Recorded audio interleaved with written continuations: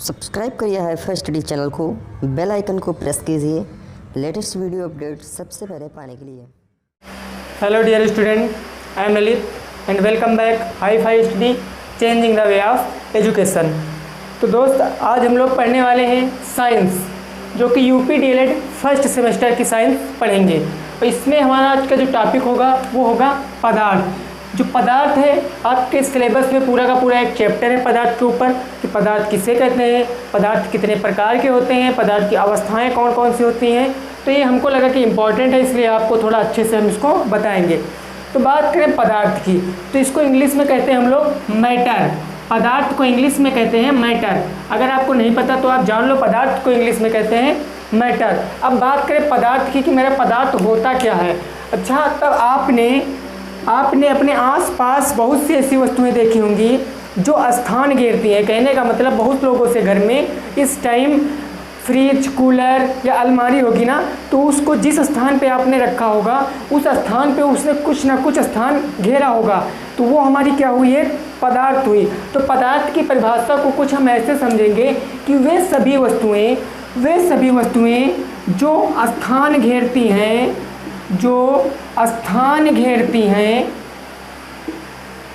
हैं पदार्थ कहलाती हैं।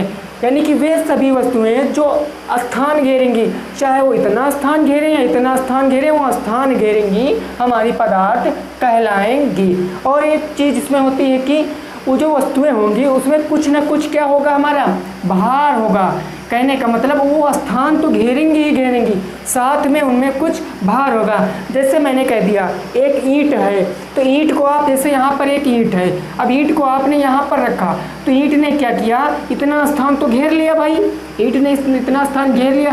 लेकिन अगर ईंट का हम वेट पता करेंगे तो ईंट का वेट भी तो कुछ ना कुछ होगा। कहने का मतलब, मैंने मान लिया ईंट मेरी समथिंग में 1.5 kg है, कहने का मतलब 1.5 किलो है। तो जो वस्तुएं हमारी स्थान घेरती हैं और जिसमें कुछ ना कुछ भार होता है, वो सभी वस्तुएं हमारी पदार्थ कहलाती हैं। तो आपसे कोई अगर आप पूछेगा या एग्ज़ाम में आएगा कि पदार्थ किसे कहते हैं, तो आपको बताना है वे सभी वस्तुएं जो स्थान घेरती हैं और जिनमें कुछ ना कुछ भार होता है, हमारी पदार्थ कहलाती हैं। तो पदार्थ मेरा क्लियर हो गया ना कि पदार्थ किसे कहते हैं। अब हम लोग देखेंगे कि जो पदार्थ की हमारी अवस्थाएं होती हैं वो कैसी होती हैं, संरचनाएं होती हैं वो कैसी होती हैं। तो जो पदार्थ की संरचना को दो भागों में डिवाइड किया गया है, पदार्थ की संरचना को दो भागों में डिवाइड किया गया है। कौन कौन सी? पहली आती है हमारी भौतिक संरचना के आधार पर, पहली आती है हमारी भौतिक संरचना के आधार पर, और जो दूसरी आती है हमारी 2 नंबर, वो होती है रासायनिक संरचना के आधार पर। जो दूसरी है हमारी वो है रासायनिक संरचना के आधार पर। ये चीज़ें आपको साथ में लिखते हुए चलना है, क्योंकि ये चीज़ें बहुत ज़्यादा इंपॉर्टेंट हैं। अभी आपसे पूछ लिया जाएगा कि सर ये भौतिक संरचना में कौन कौन सी हमारी अवस्थाएं आती और रासायनिक संरचना में कौन कौन सी अवस्थाएं होती। तो अगर आपने लिखा नहीं है तो आप भूल सकते हैं, इसलिए आप इंपॉर्टेंट चीज़ों को अच्छे से नोट्स बनाते हुए चलना है। अच्छा, अब बात करें हम लोग भौतिक संरचना। जो भौतिक, कहने का मतलब भौतिक कौन कौन सी होती। भौतिक का मतलब आपने फिजिक्स की बात तो सुनी होगी। कहने का मतलब वे सभी घटनाएं जो प्राकृतिक रूप से पृथ्वी पर घटती हैं, हमारी भौतिक संरचनाएं होती हैं। अब भौतिक संरचना देखो, भौतिक संरचना को 3 भागों में डिवाइड किया गया है। पदार्थ की भौतिक संरचना को 3 भागों में डिवाइड किया गया है। जो इसमें पहला आता है मेरा ठोस, और जो दूसरा आता है हमारा वो होता है द्रव, और तीसरा जो हमारा आता है वो होता है गैस। तो भौतिक संरचना में कौन कौन से आता है? पहला आता है ठोस, दूसरा आता है द्रव और तीसरा आता है गैस। हम अपन लोग इसको थोड़ा ना विस्तार से पढ़ेंगे कि ठोस हमारा क्या होता है, द्रव हमारा क्या होता है, गैस हमारा क्या होता है। एग्ज़ाम में अगर 2-3 चीज़ें पता चल जाएंगी कि दे दिया जाएगा, 2-3 एग्जाम्पल दे दिए जाएंगे, आपको बता दिया कि इसमें से ठोस, द्रव, गैस को छांट के लिखो। अगर आपने इसको सही से पढ़ा नहीं है, यानी ठोस, द्रव, गैस को अच्छे से नहीं पढ़ा, तो भाई आप तो नहीं बता सकते हैं, जाहिर सी बात है। इसीलिए बेटा इसको सही से आपको पढ़ना है। अब बात करें ठोस की, तो ठोस वस्तुएं वे वस्तुएं होती हैं ठोस वस्तुएं वे वस्तुएं होती हैं जिसमें आकार और आयतन क्या होता है हमारा, आकार और आयतन हमारा निश्चित होता है। यानी कि ठोस वस्तुएं वो वस्तुएं होती हैं जिसमें आकार और आयतन हमारा निश्चित होता है। अच्छा, एक चीज़ आप बताओ, यहाँ पर आकार और आयतन में हमको उम्मीद लग रही है कि किसी को ऐसा कोई नहीं होगा जिसको आकार और आयतन ना पता हो। अगर नहीं पता है, चलो मैं एक बार बता दे रहा हूँ। आकार का मतलब होता है कि वो किस साइज की है, किस टाइप की बनी है, वो होता है हमारा आकार। लेकिन आयतन का मतलब होता है कि उसमें उसकी लंबाई चौड़ाई कैसी है, ये होता है हमारा आयतन। अभी आयतन को और अच्छे से क्लियर करेंगे जब हम गैस में आएंगे या द्रव में आएंगे, तब आयतन को बहुत अच्छे से डिस्कस करेंगे। अभी तो बस आप इतना ही जानो कि ठोस वस्तुएं किसे कहते हैं। तो वे वस्तुएं जिनमें आकार और आयतन निश्चित होता है हमारी ठोस वस्तुएं कहलाती है। जैसे मैंने कह दिया, एग्जाम्पल के लिए मैंने कह दिया ईंट, पत्थर, तो ये सब हमारे क्या हो जाएंगे, ईंट पत्थर हमारे हो जाएंगे ठोस वस्तुएं। तो इतना क्लियर हो गया ना कि ठोस वस्तुएं किसे कहते हैं। हम लोग चलते हैं अपने दूसरे तरफ। दूसरा जो हमारा है वो क्या है, हमारा द्रव। बात करते हैं हमारा द्रव क्या होता है। तो इसमें क्या था, ठोस में क्या था, आकार आयतन दोनों क्या थे, निश्चित थे। लेकिन इसमें एक चीज़ निश्चित होता है, एक चीज़ अनिश्चित होता है। क्या होता है इसमें बेटा, इसमें जो आयतन होगा वो तो निश्चित होगा। कहने का मतलब जो आयतन होगा वो तो निश्चित होगा, लेकिन आकार अनिश्चित होगा। आकार अनिश्चित होगा कैसे, अभी देखो मैं बता रहा हूँ। मैंने बताया कि द्रव वस्तुएं वो वस्तुएं होती हैं जिनका आयतन तो निश्चित होता है लेकिन आकार निश्चित नहीं होता या अनिश्चित होता है। जैसे एग्जाम्पल के लिए मैंने बताया, एक तो हो गया पानी, दूसरा हो गया तेल, लिक्विड, या आप इसको ऐसे भी समझ सकते हो, द्रव वे सभी होंगे जो लिक्विड होंगे, जो तरल पदार्थ होते हैं, वे सभी हमारे द्रव कहलाते हैं। ये तो थी आपको ऐसे बताने वाली बात जो मैंने बता दिया। वैसे आपको तो यही लिखना है भाई कि जिन वस्तुओं का आयतन निश्चित होता है लेकिन आकार अनिश्चित होता है हमारी द्रव वस्तुएं कहलाती हैं, जैसे पानी और तेल। अब इसको समझो कैसे। जैसे मैंने कह दिया ये मेरे पास 1 लीटर पानी है। मैंने कह दिया ये मेरे पास 1 लीटर पानी है। 1 लीटर पानी जिसको मैंने एक गिलास में रखा है, बड़े से गिलास में मैंने 1 लीटर पानी को रखा है। अब इसी पानी को, 1 ही लीटर पानी को मैंने क्या किया, मैंने इसमें रख दिया। एक जो हमारे पास बड़ा बर्तन था मैंने उसमें रख दिया 1 लीटर पानी को। तो क्या हुआ कि उस जो बर्तन में था उस पानी के आकार को बड़ा बना दिया, लेकिन ये जो पानी मैंने यहाँ गिलास में रखा था वो थोड़ा था, उसका आयतन इतना था लेकिन वो ऊंचाई तक था। लेकिन जो यहाँ हमारा बड़े से बर्तन में मैंने पानी को रखा वो मेरा बड़ा हो गया और उसका साइज छोटा हो गया। तो कहने का मतलब इसका आयतन तो निश्चित है कि भाई उसका धारिता यानी 1 लीटर है ना, वो पानी तो 1 लीटर यहाँ पर 1 लीटर यहाँ पर भी है, तो पानी तो 1 लीटर है, लेकिन उसका आकार उसके हिसाब से, वस्तु के हिसाब से बदलता रहता है। तो हमने क्लियर क्या कर लिया, द्रव भी अपना अच्छे से एकदम क्लियर कर लिया। अब बात करते हैं गैस की। अच्छा, तो गैस तो लगभग किसी ने देखा है, हाँ यो किसी ने नहीं देखा होगा। गैस किसने देखा है भाई, ऐसे हम देख सकते हैं लेकिन हमको देखने की ज़रूरत नहीं, हमको केवल पढ़ने की ज़रूरत है बस। हम पढ़ रहे हैं अब गैस। अब गैस क्या होता है, तो गैस वाली वस्तुएं वे वस्तुएं होती हैं जिनमें आयतन और आकार दोनों क्या होता है, आयतन और आकार दोनों क्या होता है, आयतन और आकार दोनों हमारा अनिश्चित होता है। यानी आयतन और आकार दोनों हमारा अनिश्चित होगा। गैस वाली वस्तुएं होती हैं जिसमें आयतन और आकार दोनों अनिश्चित होगा। जैसे मैंने कह दिया O2। अब O2 आपको पता है क्या है, O2 को कहते हैं ऑक्सीजन। ये ऑक्सीजन का रासायनिक नाम है, इसको कहते हैं ऑक्सीजन O2। उसी को मैंने कह दिया O2 फिर मैंने कह दिया H से क्या होता है, हाइड्रोजन। तो मेरी जो ये गैसें जितनी भी होती हैं वो सब हमारी गैस के अंतर्गत आती हैं। अब मैंने जितना एक बार पढ़ा है उसको अच्छे से रिवीजन कर ले, ताकि जो कुछ हमसे छूटा हो वो एक बार देख लेते हैं। तो मैंने क्या पढ़ा, पदार्थ किसे कहते हैं, तो वे सभी वस्तुएं जो स्थान घेरती हैं और ओरिजिन में कुछ ना कुछ बाहर होता है हमारी पदार्थ कहलाती हैं। अब पदार्थ को कितनी अवस्थाओं में बांटा गया है? पदार्थ को संरचना के आधार पर दो तरीके से बांटा गया। पहली आती है भौतिक, दूसरी आती है रासायनिक। अब भौतिक जी कौन सी है? तो भौतिक संरचना के आधार पर 3 भागों में बांटा गया। और भौतिक होती क्या है कि वे सभी घटनाएं जो हमारी पृथ्वी पर प्राकृतिक रूप से घटती हैं, भौतिक घटनाएं कहलाती हैं। इसमें पहला आ गया ठोस। ठोस किसे कहते हैं? वे वस्तुएं जिनका आकार आयतन दोनों निश्चित होता है, ठोस वस्तुएं कहलाती हैं, जैसे ईंट और पत्थर। दूसरी मैंने कहा द्रव, तो आयतन निश्चित होता है लेकिन आकार अनिश्चित होता है हमारी द्रव, जैसे कि पानी, तेल, इसको मैंने बहुत अच्छे से आपको बताया। तीसरा होता है हमारा गैस। गैस क्या होता है? वे वस्तुएं जिनका आयतन आकार दोनों अनिश्चित होता है, हमारी गैसीय वस्तुएं कहलाती हैं।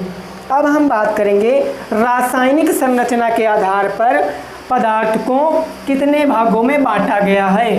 रासायनिक संरचना के आधार पर पदार्थ को कितने भागों में बांटा गया है। इसमें बहुत से क्वेश्चन आपके पेपर में बन सकते हैं, तो आप इसको बहुत अच्छे से पढ़ना है आपको, और मेन पॉइंट आपको लिख लेना है, उसको हाईलाइट भी कर लेना है, ताकि जब आपका पेपर आए आपकी नज़र उस पर तुरंत पड़ जाए। यही होता है पढ़ने का असली तरीका। क्योंकि इस समय लॉकडाउन चल रहा है, सब लोग घर में फ्री है, तो भैया फ्री न रहो, आपका पेपर कभी भी हो सकता है, आपको बहुत अच्छे से पढ़ाई करना है। चलिए अब बात करते हैं रासायनिक संरचना के आधार पर। चलो अब मैंने कह दिया रासायनिक संरचना, रासायनिक संरचना। अब हम बात करेंगे रासायनिक संरचना। तो रासायनिक संरचना में पहला जो मेरा आता है वो होता है तत्व। पहला आता है हमारा तत्व। पहला क्या आता है मेरा? तत्व। रासायनिक संरचना में पहला आता है हमारा तत्व। अब तत्व किसे कहते हैं? तत्व किसे कहते हैं? तो वे वस्तुएं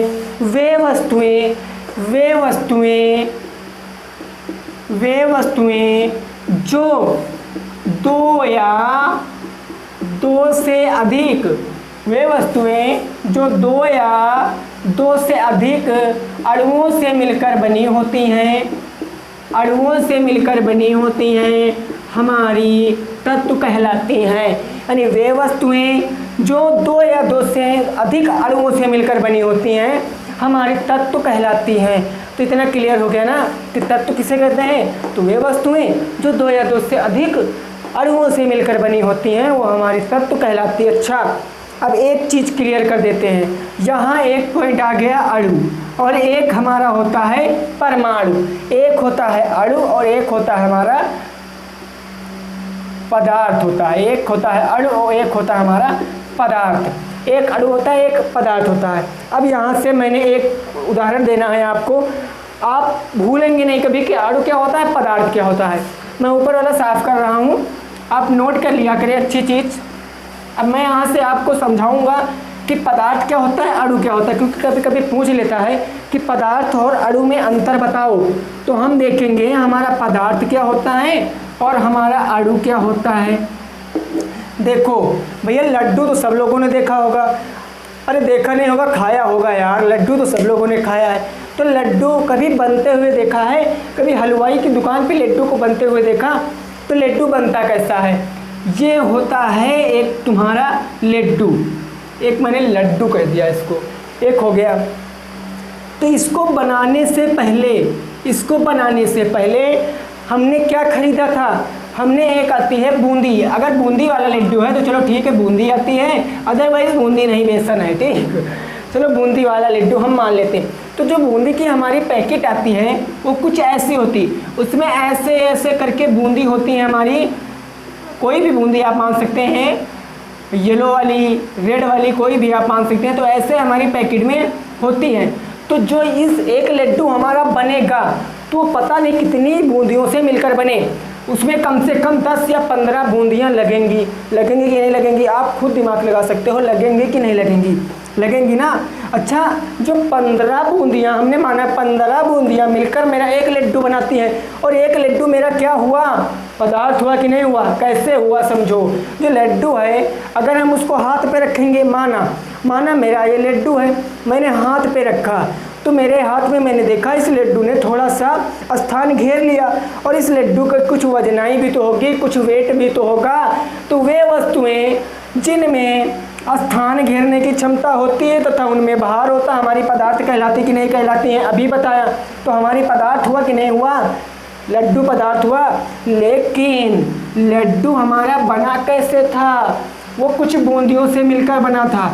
तो उसी बूंदी का जो एक कण होगा हमारा क्या कहलाएगा, अणु कहलाएगा। यानी उसी बूंदी का एक कण हमारा अणु कहलाता है। इतना क्लियर हो गया ना कि अणु कम होता, छोटा होता है, परमाणु मेरा बहुत बड़ा हो सकता है, वो तो वस्तु के हिसाब से हो सकता है। तो इतना आपको याद रखना है। आपको बस जब पदार्थ अणु पूछेगा तब आपको इतना याद रखना है, लड्डू और बूंदी वाली कहानी को याद रखना है, आप कभी भी नहीं भूलोगे। तो इतना क्लियर हो गया ना, पदार्थ और अणु। अच्छा, हम कहाँ पिछले कहाँ पढ़ चुके थे, पीछे हम तत्व तक पहुँच गए थे, तत्व तक। अच्छा, अब यहाँ से तत्व पढ़ चुके हैं, तो तत्व के बाद हमारा आता है धातु। अब धातु क्या होता है, धातु क्या होता है, धातु भाई होता है, क्या होता है, अभी हम बता रहे हैं क्या होता है।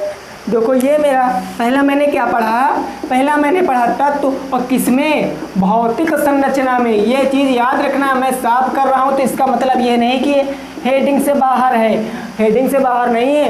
भौतिक संरचना का पहला मैंने क्या पढ़ा, तत्व, और दूसरा मेरा क्या है, दूसरा है मेरा धातु। दूसरा मेरा क्या आता है, धातु। तीसरा जो मेरा आता है वो होता है अधातु। अब इसमें से आपको एक याद करना है, चाहे धातु याद करो चाहे अधातु याद करो, बाकी काम एक का अपने आप हो जाएगा। अब धातु किसे कहते हैं, तो धातु हम लोग बताएंगे धातु किस। अच्छा, तत्व, हम तत्व पढ़े थे ना, तत्व से एक बात याद रखना, देखो इंपॉर्टेंट पॉइंट है इसलिए बताया दे रहे, हो सकता है आपके पेपर में पूछ लिया जाए। जो तत्व है हमारा, तत्व है, इसको रॉबर्ट बॉयल एक वैज्ञानिक थे। कौन से वैज्ञानिक थे, रॉबर्ट बॉयल। कौन से वैज्ञानिक थे जी, रॉबर्ट बॉयल। ये इंपॉर्टेंट पॉइंट है बेटा, याद रखना है या फिर लिख लो।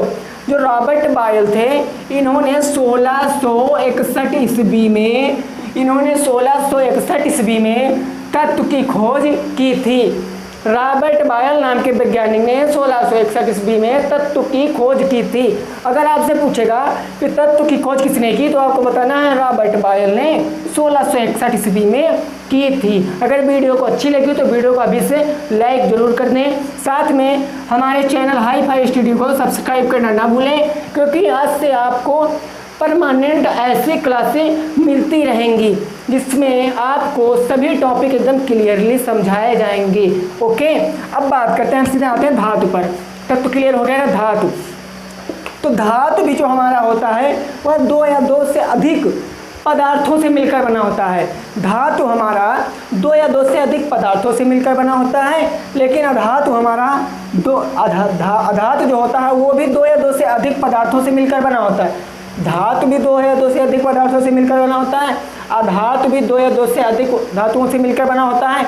इसमें फ़र्क कितना होता है, इसका प्रयोग हम कर सकते हैं लगभग सब स्थानों पर, लेकिन अधातु का उपयोग सब स्थानों पर नहीं होता है। ये ज़्यादा पूछा नहीं जाता है आपके पेपर में, इसीलिए इसको मैंने ऐसे बता दिया।